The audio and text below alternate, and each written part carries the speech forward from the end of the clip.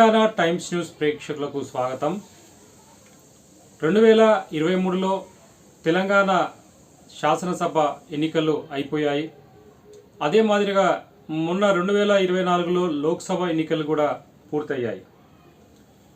ఇకపోతే రెండు జాతీయ పార్టీలు, భారతీయ జనతా పార్టీ, కాంగ్రెస్ పార్టీ, ఈ పార్టీలు తెలంగాణ రాష్ట్రంలో ఉన్నటువంటి ఎవరైతే పార్టీ అధ్యక్షులు ఉన్నారో, అంటే బీజేపీ అధ్యక్ష స్థానాన్ని టీపీసీసీ అధ్యక్షుడు అంటే ముఖ్యమంత్రి రేవంత్ రెడ్డి గారు ఇప్పటి వరకు టీపీసీసీ అధ్యక్షుడిగా కొనసాగుతున్నారు.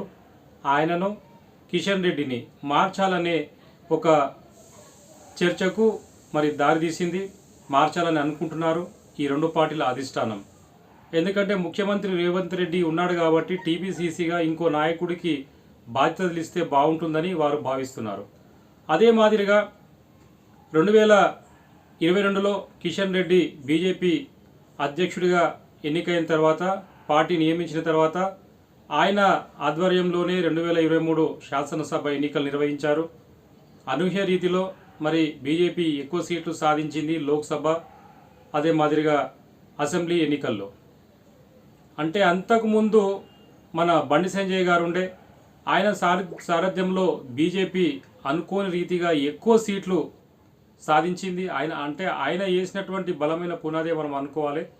అంటే ఈ మధ్యకాలంలో పార్టీని బలోపేతం చేయడం కానీ, బీజేపీ పార్టీలోకి ఎక్కువ శాతం వేరే పార్టీ నాయకులు చేరడం కానీ, పార్టీని ఒక ఉధృతంగా ముందుకు తీసుకెళ్లడంలో బండి సంజయ్ నిజంగా కృతకృత్యుడైందని మనం ఇక్కడ చెప్పుకోవచ్చు.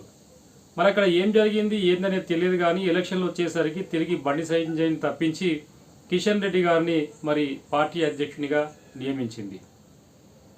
అయితే ఇప్పుడు ప్రధానంగా చర్చించవలసిన అవసరమైన ముఖ్యాంశం ఏంటంటే, బీజేపీ పార్టీలో ఎవరైతే దళితులు, గిరిజనులు, బీసీలు పనిచేస్తున్నారో వారికి బీసీ ముఖ్యమంత్రిని చేస్తామని ప్రకటించినటువంటి బీజేపీ పార్టీ ఒక దళితుణ్ణి ఆ రాష్ట్ర పార్టీ అధ్యక్షునిగా ఎందుకు ప్రకటించలేకపోతుందనేది ఆ పార్టీలో పనిచేస్తున్నటువంటి మెజారిటీ కార్యకర్తలు ఈరోజు వారి లోపల వారే ఒక అంతర్మదనానికి గురవుతున్నటువంటి సందర్భం. అదే సమయంలో మనం కాంగ్రెస్ పార్టీ విధి విధానాలు కానీ ఇక్కడ మనము చర్చించుకుంటే, ముఖ్యమంత్రి రేవంత్ రెడ్డి ఉన్నాడు, ఒక ఎస్సీ దళిత ఉప ముఖ్యమంత్రి ఉన్నాడు, సీతక్క ఒక ఎస్టీ గిరిజన సామాజిక వర్గానికి చెందిన ఆమె ఉంది, పొన్నం ప్రభాకర్ గౌడ్. ఇలా ఒక సామాజిక న్యాయం కానీ అన్ని వర్గాలను కలుపుకోపోయి ఇప్పుడు ఒక క్యాబినెట్లో వాళ్ళు ఉన్నారు. మాకేదైనా అన్యాయం జరిగిందంటే మా వర్గం వాళ్ళు వీళ్ళు ఉన్నారులే, మమ్మల్ని ఆదుకుంటారులే అనే ఒక భావన అనేది కలుగుతుంది ప్రజల లోపల. ఇలాంటి భావన ఎంతో డిసిప్లిన్ కానీ క్రమశిక్షణ కానీ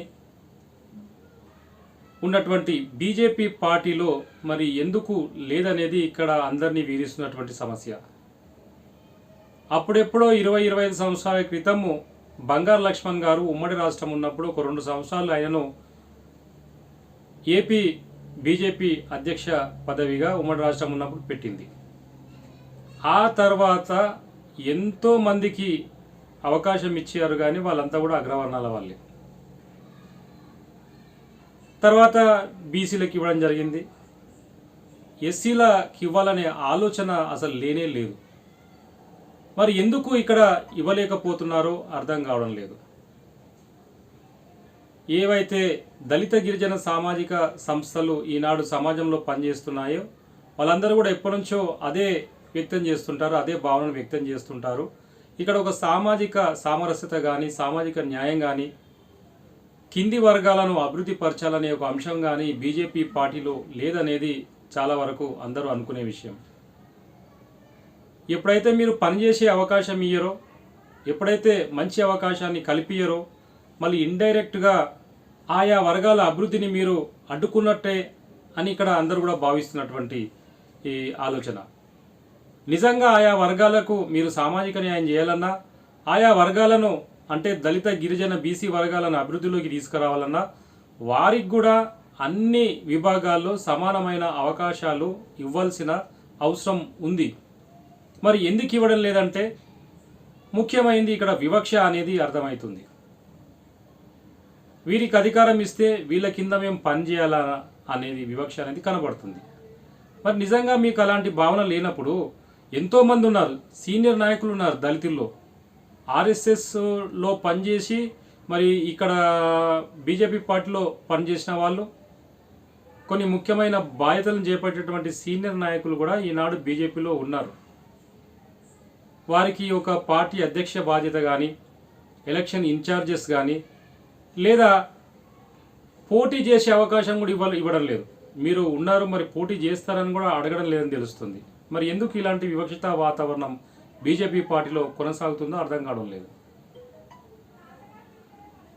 రాజ్యాంగంలో ఉన్నటువంటి ఆర్టికల్ 330, 332 ప్రకారము పార్లమెంట్, అసెంబ్లీ ఎన్నికల్లో వారి యొక్క జనాభా దామాషా ప్రకారము తగినన్ని సీట్లు ఇవ్వమని రాజ్యాంగం ద్వారా సూచనలు ఉన్నాయి, ప్రొవిజన్స్ ఉన్నాయి. అయినప్పటికీ బీజేపీ పార్టీ నుంచి అభ్యర్థులు ప్రకటించేటప్పటికీ అవకాశం సరైన నాయకులకు ఇవ్వడం లేదు. అంటే మరి బీజేపీ పార్టీలో పనిచేసే దళిత గిరిజనులు కేవలం జెండాలు మోయాలి, బ్యానర్లు కట్టాలి, ధర్నాలు చేయాలి, అరెస్టు కావాలి, పోలీసుల లాఠీ దెబ్బలు తినాలి, కేసులు పెట్టించుకొని జైలుకి వెళ్ళి రావాలి. అంటే ఒక ఫ్యాక్టరీలో ఒక సిస్టమ్ ఉంటుంది, సూపర్వైజర్సు, ఎంప్లాయీసు, ఇంజనీర్సు, కింద ఒక లేబర్ స్థాయి, అంటే అన్స్కిల్డ్ అనమాట. అంటే అన్ని రకాల అనుభవము, ఎడ్యుకేషను, పరపతి ఉన్నటువంటి దళిత గిరిజనులకు బీజేపీ పార్టీలో వారిని ఇంకా కార్మికులుగానే చూసేటువంటి వాతావరణం ఇప్పటి కూడా నెలకొన్నది. మరి ఇలాంటి స్థితిలో రాబోయే ఎన్నికల్లో తెలంగాణ రాష్ట్ర ముఖ్యమంత్రి స్థానాన్ని చేపట్టాలంటే ఇలాంటి వాతావరణంలో అది సాధ్యమా అనేది కూడా అధిష్టానం ఇక్కడ ఆలోచించవలసిన అవసరం ఉంది. సేమ్ టైం బీజేపీలో పనిచేస్తున్నటువంటి ప్రతి కార్యకర్త కూడా తమ గుండెల మీద చేసుకొని ఈనాడు ఆలోచించవలసిన అవసరం ఉంది.